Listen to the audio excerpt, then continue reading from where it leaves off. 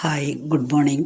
त्वमेव माता च पिता त्वमेव बन्धुश्च सखा त्वमेव विद्या द्रविणं त्वमेव सर्वं मम देवदेव। ശ്രീമദ് ഭഗവത്ഗീത 3-ാം അധ്യായം കർമ്മയോഗം 16-ാമത്തെ ശ്ലോകം. ഏവം പ്രവർത്തിതം ചക്രം ന അനുവർത്തയതീഹയ അഘായുരിന്ദ്രിയാരാമോ മോഘം പാർത്ഥ സജീവതി. ഈ ലോകചക്രഗതിയെ തുടരാനിടറുന്നവൻ പാപിഷ്ടനിന്ദ്രിയങ്ങൾക്കായി ജീവിതം ബലിയേകിയോൻ. ഹേ പാർത്ഥ, ഏവം പ്രവർത്തിതം ചക്രം, ഇങ്ങനെ പ്രവർത്തിക്കുന്ന ചക്രം, യജ്ഞങ്ങൾ കൊണ്ട് കർമ്മങ്ങൾ ചെയ്ത് യജ്ഞഭാവം നേടുക എന്നുള്ളതാണ് യജ്ഞകർമ്മ ചക്രം എന്ന് പറയുന്നത്. ഇഹ യഹ, ഈ ലോകത്തിൽ ആരാണോ ന അനുവർത്തയതി, അനുവർത്തിക്കാത്തത്, അഘായുഹു ഇന്ദ്രിയാരാമഃ സഹ മൂഖം ജീവതി, അയാൾ അഘായുവാണ്, പാപായുസ്സുള്ളവനാണ്, ഇന്ദ്രിയാരാമനാണ്, അവൻ്റെ ജീവിതം വ്യർത്ഥമാണ്. അപ്പോൾ മനുഷ്യൻ്റെ ഒരു ജോലി അല്ലെങ്കിൽ നമ്മുടെ ഒരു കടമയാണ് എന്ത്, ഈ ചക്രം പൂർത്തിയാക്കുക എന്നുള്ളത്. യജ്ഞഭാവേനയാണ് നമ്മൾ എല്ലാ കാര്യങ്ങളും ചെയ്യേണ്ടത് എന്ന് മുന്നേ പറഞ്ഞു കഴിഞ്ഞു, കഴിഞ്ഞ ശ്ലോകങ്ങളിൽ പറഞ്ഞു കഴിഞ്ഞു. പ്രപഞ്ചത്തിലെ നിലനിൽപ്പ് മുഴുവനും യജ്ഞം മാത്രമാണ്. അതിനായിട്ട് നമ്മുടെ പ്രകൃതിയിൽ തന്നെയുള്ള കുറേ ഉദാഹരണങ്ങൾ പറഞ്ഞു. സൂര്യൻ, ചന്ദ്രൻ, വായു, കാറ്റ് എല്ലാം, അവരെല്ലാവരും ആ നിയമത്തെ അനുസരിക്കുന്നുണ്ട്. അങ്ങനെ ആ കർമ്മചക്രത്തിൻ്റെ തിരിച്ചലിനെ അല്ലെങ്കിൽ നടത്തിപ്പിനെ സഹായിക്കുകയും ചെയ്യുന്നുണ്ട്.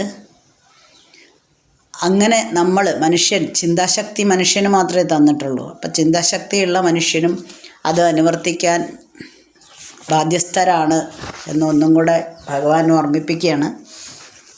അർജുനനോടാണ് പറയുന്നതെങ്കിലും അർജുന നീ അനുഷ്ഠിക്കണം എന്ന് പറയുമ്പോൾ ഒപ്പം തന്നെ നമ്മളോടും കൂടിയിട്ടാണ് പറയുന്നത്. അപ്പോൾ ഈ യജ്ഞവും കർമ്മമൊക്കെ അറിയാമെങ്കിലും ഇതറിഞ്ഞിട്ടും നീ അനുസരിക്കുന്നില്ലെങ്കിൽ, നീ എന്നല്ല ആരായാലും, അതനുസരിക്കാതെ ജീവിക്കുന്നവൻ്റെ ജീവിതം വൃഥാവിലാണ്. കാരണം എന്താണ്, അവൻ എന്താണ് കർമ്മം ചെയ്യേണ്ടത് അല്ലെങ്കിൽ എന്തിനാണ് കർമ്മം ചെയ്യേണ്ടത് എന്ന് വ്യക്തമായിട്ട് അറിയാമെങ്കിലും അവൻ ചെയ്യുന്നില്ല.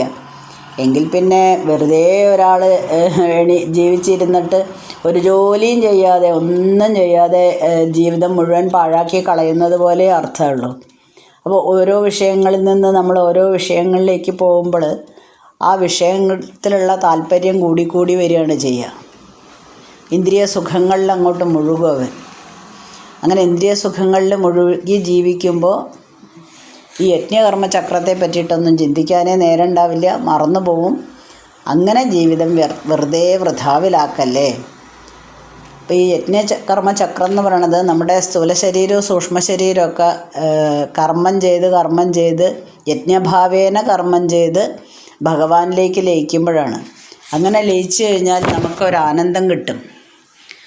ആ ജീവിതം മുഴുവനും നമുക്ക് ആനന്ദമയമായിട്ട് തോന്നും. അങ്ങനെ നമ്മുടെ കർമ്മവാസനകളൊക്കെ ഒതുങ്ങിക്കഴിഞ്ഞാൽ ജീവിതം ധന്യമായി എന്ന് തന്നെ പറയാം. ആ പരമാനന്ദം അനുഭവിച്ച് മാത്രമേ അറിയാൻ പറ്റൂ. നമ്മളിപ്പോൾ ഇതിലൊക്കെ എങ്ങനെ എക്സ്പ്ലെയിൻ ചെയ്താൽ പോലും നമുക്കത് മനസ്സിലാവില്ല. പക്ഷേ എല്ലാം ഭഗവാനിൽ അർപ്പിച്ച് എന്നെ ഒന്നും ബാധിക്കില്ല എന്നുള്ള രീതിയിൽ ഭഗവാന് വേണ്ടിയിട്ട് കർമ്മം ചെയ്യുക. ഇത് നമ്മൾ കുറേ പ്രാവശ്യം പല പദ്യങ്ങളിലായിട്ട് പറഞ്ഞതാണ്. എങ്ങനെയെങ്കിലും അർജുനനെ തയ്യാറെടുപ്പിച്ച് കൊണ്ടുവരണമല്ലോ, അതിനുള്ള ഒരു കാര്യമാണ്. വീണ്ടും അത് തന്നെ പറഞ്ഞു കൊടുത്തുകൊണ്ടിരിക്കുക. കുട്ടികൾ ഇമ്പോസിഷൻ എഴുതി പഠിക്കുന്ന മാതിരിയാണ്. വീണ്ടും ആ തത്വങ്ങൾ ഒന്നും കൂടെ ഉറപ്പിച്ചു കൊടുക്കുകയാണ്. അപ്പോൾ അർജുനന് ഒരു രക്ഷയില്ല പിന്നെ അങ്ങനെ ചെയ്യാതെ എന്നുള്ള അവസ്ഥ എത്തുമ്പോഴേക്കും അർജുനൻ അതിൻ്റെ കാര്യങ്ങൾ മനസ്സിലാവും. അപ്പോൾ അതിനനുസരിച്ച് തൻ്റെ കർമ്മങ്ങൾ ചെയ്യാൻ റെഡിയാവുകയും ചെയ്യും. അതാണ് ഉദ്ദേശിക്കുന്നത്. അപ്പോൾ ഇന്ദ്രിയാരാമന്മാരായിട്ടുള്ള ആൾക്കാർ എപ്പോഴും സ്വന്തം കാര്യം നേടാനുള്ള ഒരു മത്സരമാണ് അവർക്ക്. എനിക്ക് കിട്ടണം, അതാണ് അവരുടെ ചിന്താഗതി. അപ്പോൾ ഈ കർമ്മചക്രമൊക്കെ മറന്നു പോയിട്ട് അങ്ങനെ ജീവിക്കുമ്പോൾ അവരുടെ ജീവിതം വെറുതെ വ്യർത്ഥമാണെന്ന് ഒന്നും കൂടെ ഉറപ്പിച്ച് പറയുകയാണ് ഭഗവാൻ 16-ാമത്തെ പദ്യത്തിൽ. അപ്പോൾ ചെറിയൊരു സംശയം വീണ്ടും വരുന്നു. ഇങ്ങനെ കർമ്മചക്രത്തെ എല്ലാവരും അനുവർത്തിച്ചേ കഴിയുമെങ്കിൽ ജ്ഞാനനിഷ്ഠന്മാരും അങ്ങനെ തന്നെ ചെയ്യേണ്ടതല്ലേ എന്ന് അർജുനൻ ചോദിക്കും എന്ന് ഭഗവാൻ വിചാരിക്കുക. അപ്പം അങ്ങനെ നീ ചോദിക്കാൻ പോവുകയാണെങ്കിൽ ഇതായിരിക്കും അതിനുള്ള ഉത്തരം. ഇതാ 17ാമത്തെ ശ്ലോകത്തിലെ യസ്ത്വാത്മരതിരേവ സ്യാദ് ആത്മതൃപ്തശ്ച മാനവ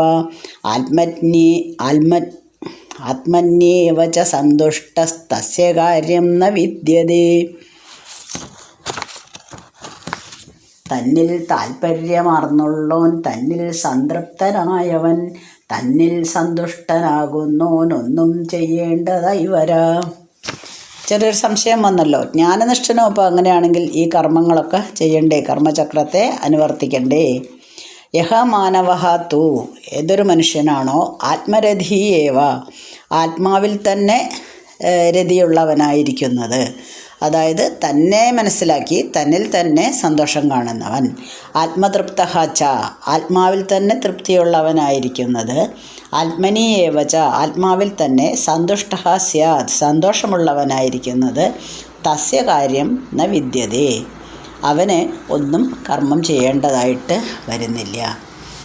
യജ്ഞഭാവത്തോടെ കർമ്മം ചെയ്യുമ്പോൾ അത് ധ്യാനത്തിലേക്ക് നയിക്കുന്നു. അങ്ങനെ കർമ്മങ്ങളെല്ലാം നിസ്വാർത്ഥമായിട്ടാണ് ചെയ്യുന്നത്, ഒരു ഫലവും ഇച്ഛിച്ചിട്ടല്ല ചെയ്യുന്നത്. അപ്പോൾ നമ്മുടെ മനസ്സിൻ്റെ ഉള്ളിലുള്ള ശാന്തി വർദ്ധിക്കുന്നു, ധ്യാനത്തിൽ ഏകാഗ്രത കിട്ടുന്നു, മനസ്സിൽ നിന്ന് അഹന്ത മാറിപ്പോകുന്നു. ഇങ്ങനെ പരിപൂർണത നമുക്ക് കൈവരിക്കാൻ സാധിക്കും. ആർക്കാണ് ഇതെല്ലാം സാധിക്കുന്നത്? ജ്ഞാനനിഷ്ഠനാണ്. അപ്പം ജ്ഞാനനിഷ്ഠൻ എന്ന് പറയുന്ന ഒരാൾക്ക് ഇതെല്ലാം നേടിക്കഴിഞ്ഞിട്ടുള്ള ആളാണ്. അങ്ങനെയാണെങ്കിൽ അദ്ദേഹത്തിന് വീണ്ടും കർമ്മം ചെയ്യേണ്ട ആവശ്യമില്ല. കാരണം ആത്മാവിൽ തന്നെ എപ്പോഴും സ്വന്തം ആരാണ് ഞാൻ എന്നുള്ളത് കണ്ടുപിടിച്ച് തൻ്റെ ഉള്ളിലെ ചൈതന്യത്തെ കണ്ടെത്തി അതിൽ മാത്രം സന്തോഷിക്കുന്നു. അദ്ദേഹത്തിന് അങ്ങനെയുള്ള ആൾക്കാർക്ക് പ്രത്യേകിച്ചൊന്നും ചെയ്യാനില്ല. കാരണം അവരത് അനുഭവിക്കുകയാണ് ചെയ്യുന്നത്. നേരത്തെ പറഞ്ഞ പോലെ അതിൽ അങ്ങനെയുള്ള ഒരു അനുഭവം നമുക്ക് കിട്ടിക്കഴിഞ്ഞാൽ നമുക്ക് പെട്ടെന്ന് അത് മനസ്സിലാക്കാൻ പറ്റും. അല്ലെങ്കിൽ നമ്മളിങ്ങനെ പറഞ്ഞതുകൊണ്ട് മനസ്സിലാവില്ല. അപ്പോൾ അങ്ങനെയുള്ളവനെയാണ് എന്ത് വിളിച്ചിട്ടുണ്ടായിരുന്നത്? ഭഗവാൻ സ്ഥിതപ്രജ്ഞൻ എന്ന് വിളിച്ചിട്ടുണ്ടായിരുന്നത്. അപ്പോൾ നമ്മുടെ ലക്ഷ്യം, ജീവിത ലക്ഷ്യം തന്നെ എല്ലാവരും സ്ഥിതപ്രജ്ഞന്മാരായിട്ട് മാറുക. അപ്പോൾ സ്ഥിതപ്രജ്ഞന്മാരായിട്ട് മാറാൻ അതൊക്കെ ഒത്തിരി ബുദ്ധിമുട്ടുള്ള കാര്യമാണ്, ഞാനൊന്നും ചെയ്യുന്നില്ല എന്ന് പറഞ്ഞിരിക്കുകയല്ല വേണ്ടത്. കർമ്മങ്ങൾ എപ്പോഴും ചെയ്യണം.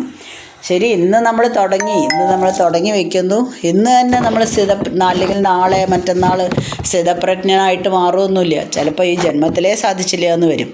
പക്ഷേ ഈ ജന്മത്തിൽ തുടങ്ങി വെച്ചാൽ ഈ ജന്മത്തിൽ അല്ലെങ്കിൽ വരും ജന്മത്തിൽ, അതല്ലെങ്കിൽ അടുത്ത ജന്മത്തിൽ നമ്മൾ സ്ഥിതപ്രജ്ഞനായി തന്നെ മാറിക്കോളും. പക്ഷേ എന്താണെന്ന് വെച്ചാൽ അതിൻ്റെ ഇടയിൽ വീണ്ടും വിഷയങ്ങളിലേക്ക് തിരിച്ചു വരരുത്. എല്ലാ കാര്യങ്ങളും, നമ്മളെന്നും ചെയ്യുന്ന എല്ലാ കാര്യങ്ങളും ഭഗവാന് വേണ്ടിയിട്ട് സമർപ്പിക്കുകയാണ് എന്ന് ചിന്തയോടുകൂടി മാത്രം ചെയ്യണം. അപ്പോൾ ഇപ്പം തന്നെ നമുക്ക് തുടങ്ങാം. അങ്ങനെ തുടങ്ങിക്കഴിഞ്ഞാൽ നിനക്ക് ഇപ്പം നീ കർമ്മം ചെയ്യാനാണ് വന്ന് നിൽക്കുന്നത്. അപ്പം നീ ഇപ്പം തന്നെ തുടങ്ങേണ്ടതാണ്. അത് മനസ്സിലാക്കി നീ ഇപ്പോൾ തന്നെ യുദ്ധം ചെയ്യാൻ ആരംഭിച്ചോളൂ. അത് പിന്നീട് അത് പൂർണ്ണതയിലേക്ക് എത്തിക്കോളും. അങ്ങനെ എത്തിക്കഴിഞ്ഞാൽ, അത് സ്ഥിതപ്രജ്ഞനായിക്കഴിഞ്ഞാൽ ഒരു നേരത്തെ പറഞ്ഞ പോലെ ശാശ്വതമായിട്ടുള്ളൊരു സുഖം കിട്ടും, പരിപൂർണമായിട്ടുള്ളൊരു സംതൃപ്തി കിട്ടും, പരമാനന്ദം കിട്ടും. പിന്നെ ആഗ്രഹങ്ങളേ ഉണ്ടാവില്ല. നമ്മുടെ മനസ്സിൽ യാതൊരു ആഗ്രഹങ്ങളും ഉണ്ടാവില്ല.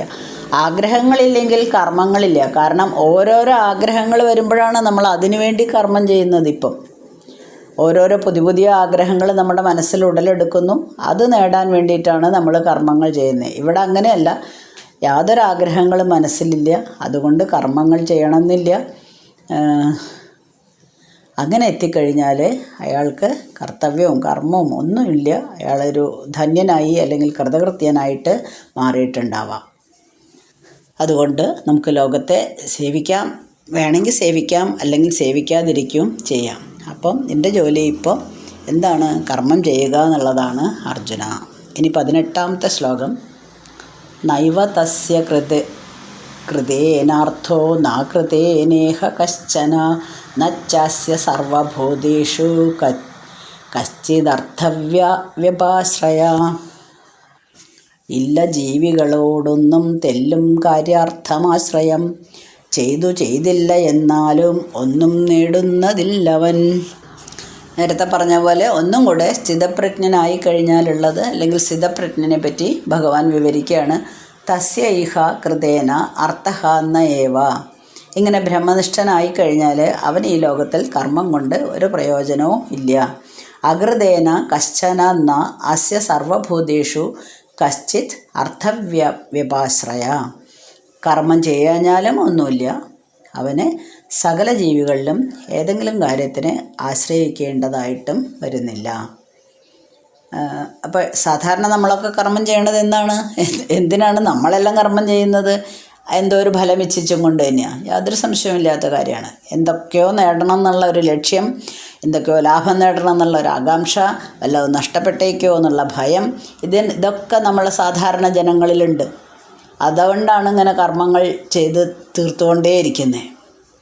പക്ഷേ അവനവനിൽ ഉള്ളിൽ തന്നെയുള്ള ആത്മാവിനെ കണ്ടെത്തി ആ ആത്മാവാണ് എല്ലാം, അങ്ങനെ ആ ആത്മാവിൽ തൃപ്തി കണ്ടെത്തി കഴിയുന്ന ഒരു വ്യക്തിക്ക് കർമ്മങ്ങളൊന്നും ചെയ്യേണ്ട ആവശ്യം ഇല്ല. അയാളിനി ഒരു പ്രത്യേക കർമ്മം ചെയ്തിട്ട് അയാൾക്ക് ഒന്നും നേടാനുമില്ല. കർമ്മം ചെയ്യാതിരുന്നാലും ഒരു നഷ്ടവും ആർക്കും സംഭവിക്കുന്നുമില്ല. അയാൾ സ്ഥിരപ്രതിഷ്ഠ നേടിയവനാണ്. അങ്ങനെ ഉള്ള ഒരാളായി തീരുക എന്നുള്ളതായിരിക്കണം നമ്മുടെ ലക്ഷ്യം. അപ്പോൾ ഈ പഞ്ചഭൂതങ്ങളെ പോലെയുള്ള പ്രപഞ്ചഘടകങ്ങളെ പ്രത്യേകിച്ച് ആശ്രയിക്കേണ്ട ആവശ്യമില്ല അദ്ദേഹത്തിന്. അദ്ദേഹം പൂർണ്ണനാണ്. നമുക്കും അപ്പം നമ്മളിങ്ങനെയൊക്കെ പറഞ്ഞു തരുമ്പോഴേ, ഇപ്പോൾ നിങ്ങളങ്ങനെ പഠിച്ചാൽ ഇങ്ങനെ നേടാം കുട്ടികളെ, എന്നാൽ അതുകൊണ്ടാണ് നിങ്ങളോട് ഇങ്ങനെ പഠിക്കണം എന്ന് പറയുന്നത്. അങ്ങനെയൊക്കെ നമ്മൾ നല്ല നല്ല ഉപദേശങ്ങൾ ദിവസവും കൊടുത്തു കഴിഞ്ഞാൽ എപ്പോഴും അവർക്ക് അതിലേക്ക് ഒരു ഇൻട്രസ്റ്റ് വരും. അങ്ങനെ നമ്മളെയൊക്കെ ഇങ്ങനെ ഈ സ്ഥിതപ്രജ്ഞൻ എന്നുള്ളതിലേക്ക് കൊണ്ടുവരുവാനുള്ള ഒരു ഇൻട്രസ്റ്റ് നമ്മളിൽ ഉണ്ടാക്കാൻ വേണ്ടിയിട്ടാണ് ഭഗവാൻ ഇങ്ങനെ പറയുന്നത്, അല്ലേ? നമ്മൾ പറയുക, നിങ്ങൾക്ക് ഇപ്പോൾ A+ കിട്ടണമെങ്കിൽ നിങ്ങളെന്നും ഇങ്ങനെ ചെയ്യണം. A+ മീൻസ് നല്ല മാർക്ക്, എബൌട്ട് 90-95 മാർക്സ് കിട്ടണമെങ്കിൽ എല്ലാ ദിവസവും കുട്ടികളെ നിങ്ങൾ ഇത്ര നേരം ഇരുന്ന് നന്നായി പഠിക്കണം. അപ്പോൾ നമ്മൾ നല്ല ഉദാഹരണങ്ങളൊക്കെ പറഞ്ഞു കൊടുക്കും. റാങ്ക് കിട്ടുന്നവരെയും വലിയ വലിയ ഉയർന്ന നിലയിൽ പാസ്സായിട്ടുള്ള ആൾക്കാരുടെയൊക്കെ ഉദാഹരണങ്ങൾ പറഞ്ഞു കൊടുത്തിട്ട് കുട്ടികളോട് പറയും, കണ്ടോ അവരൊക്കെ ഇങ്ങനെ ഒരു ചിട്ടയായിട്ട് ടൈം ടേബിളൊക്കെ ഇട്ട് പഠിക്കുന്നതുകൊണ്ടാണ് അവർക്കൊക്കെ ഇങ്ങനെ എത്താൻ പറ്റിയത്. അപ്പം നിങ്ങൾക്കും അങ്ങനെ വരണം എന്നില്ലേ മക്കളെ? അതുകൊണ്ട് നിങ്ങളും അങ്ങനെ തന്നെ പരിശ്രമിക്കൂ. അങ്ങനെ നമ്മൾ ദിവസവും ഉപദേശിക്കാവുമ്പോൾ അപ്പോൾ അവർക്കും തോന്നും അത് ശരിയാണല്ലോ. ഇന്നലെ ഞാനൊരു കുട്ടിയോട് പറഞ്ഞു, ഐഡൻറ്റിറ്റീസൊക്കെ എപ്പോഴും പഠിച്ചു വരണം. അത് പഠിച്ചില്ലെങ്കിൽ ഒരു കാര്യമില്ല. അത് പഠിച്ചു കഴിഞ്ഞിട്ട് നമുക്ക് കണക്ക് കാണുമ്പോഴേക്കും തന്നെ അതിങ്ങനെയാണ് ചെയ്യേണ്ടത് എന്ന് തോന്നുന്നു, അതിനനുസരിച്ച് ചെയ്യുന്നു, ആൻസർ കിട്ടുന്നു. വലിയൊരു സന്തോഷമല്ലേ അത്? എന്തിനാണ് നമ്മൾ ഒന്നും പഠിക്കാതെ, അത് പഠിച്ചു കഴിഞ്ഞാൽ അവർക്കത് സോൾവ് ചെയ്യാൻ പറ്റും. ഒന്നും പഠിക്കാതെ വന്നിട്ട് എനിക്ക് കിട്ടുന്നില്ലേ മിസ്, അത് ഭയങ്കര ടഫാണ് എന്നൊക്കെ പറയുന്നത് എന്തിനാണ്? നിങ്ങൾ ആദ്യം ബേസിക് പഠിക്കൂ. വന്നിരിക്കുന്ന കുട്ടികൾക്ക് പലർക്കും തന്നെ ഈ ടേബിൾസ് ഒന്നും അറിയില്ല. ഞാൻ പറയുന്നത് നിങ്ങൾ ബേസിക്കലി ടേബിൾസ് പഠിക്കൂ. പണ്ടൊക്കെ നമ്മൾ നാമം ചെല്ലുമ്പോൾ ചൊല്ലി പഠിച്ചിട്ടുണ്ടായിരുന്നതാണത്. ഇപ്പം അങ്ങനെയൊന്നുമില്ലല്ലോ, നാമേ ചെല്ലുന്നില്ല എന്നിട്ടാണോ ടേബിൾസ് പഠിക്കുന്നത്? അപ്പോൾ ഇതെല്ലാം ടേബിൾസ് അറിയാവുന്ന ഒരു കുട്ടിക്ക് മാത്സ് വളരെ വിഷമം ഉണ്ടാവില്ല. അതുപോലെ തന്നെ ഐഡൻറ്റിറ്റീസ് എല്ലാം. അപ്പോൾ ബേസിക്കായിട്ടുള്ള തത്വങ്ങൾ നമ്മൾ പറഞ്ഞു കൊടുത്തു കഴിഞ്ഞാൽ അത് പഠിക്കാൻ അവർക്കൊരു ഇൻട്രസ്റ്റ് വരും. നല്ല നല്ല ആൾക്കാരുടെ എക്സാമ്പിൾസൊക്കെ പറഞ്ഞു കൊടുത്തു കഴിഞ്ഞാൽ ശരിയാ, എനിക്കും അതുപോലെ ആവണമെന്ന് ആഗ്രഹമുണ്ട്. അതേപോലെ തന്നെ അർജുനനോട് പറയാണ്, ഈ സ്ഥിതപ്രജ്ഞ ആവണമെങ്കിൽ ഇങ്ങനെ പരിപൂർണനാവണം, ആത്മാവിൽ തന്നെ സംതൃപ്തി കാണണം, യജ്ഞഭാവേന കർമ്മങ്ങൾ ചെയ്യണം. അപ്പോൾ നമ്മൾ അങ്ങനെ നമ്മളെയും കൂടെ ഭഗവാൻ ഉപദേശിക്കുകയാണ്. ഒന്നും ഇതിൻ്റെ ഫലം എന്താണ്? ഞാനൊരു കർമ്മം ചെയ്യുന്നു, നിൻ്റെ കർമ്മം എന്താണ്? ഇപ്പം യുദ്ധം ചെയ്യുക എന്നുള്ളതാണ് നിൻ്റെ കർമ്മം. ഈ യുദ്ധത്തിൻ്റെ അനന്തരഫലം എന്തായിരിക്കുന്നത് നീ ചിന്തിക്കേണ്ട ആവശ്യമില്ല. യോഗ കർമ്മസു കൗശലം എന്ന് ഇതിന് മുന്നേ നമ്മൾ ഒരു ശ്ലോകത്തിൽ കണ്ടിട്ടുണ്ട്. അപ്പോൾ നമ്മളോട് പറയാണ്, നമ്മൾക്ക് യുദ്ധമല്ലല്ലോ മുന്നിലുള്ള കർമ്മം, നമ്മൾ ഡെയിലി ദിവസവും ചെയ്യുന്ന കർമ്മങ്ങൾ ഇതേപോലെ തന്നെ നല്ലതിലേക്ക് വേണ്ടി മാത്രം യജ്ഞഭാവേന ഭഗവാന് സമർപ്പിച്ചുകൊണ്ട് ചെയ്യണം. അപ്പോൾ അങ്ങനെയാണെങ്കിൽ നിങ്ങൾ എന്തായാലും ലക്ഷ്യത്തിലെത്തിച്ചേരും. കുട്ടികൾക്ക് A+ കിട്ടും, അതാണ് അവരുടെ ലക്ഷ്യം. അപ്പോൾ നമ്മളുടെ ലക്ഷ്യം എന്താണ്? സ്ഥിതപ്രജ്ഞനായിട്ട് മാറുക എന്നതാണ്. അപ്പോൾ നീ അങ്ങനെ എത്തും. ഒരു പേടിയും വേണ്ട അർജുന, ഞാനിതാ ഉറപ്പിച്ചു പറയുന്നു. നിൻ്റെ കർത്തവ്യങ്ങൾ, കർമ്മങ്ങൾ നീ എപ്പോഴും ചെയ്യുക. ആസക്തി കൂടാതെ ചെയ്യണം. ഓക്കെ, ഇനി അടുത്ത ശ്ലോകം അടുത്ത ദിവസം വായിക്കാം. അസ്മിൻ പരാത്മന്നനുപാത്മകൽപ്പേതുമിത്തമുത്ഥാപിത പത്മയോനി അനന്തഭൂമാ മമ രോഗരാശിം നിരുന്ധിവാദാലയ വാസവിഷ്ണു.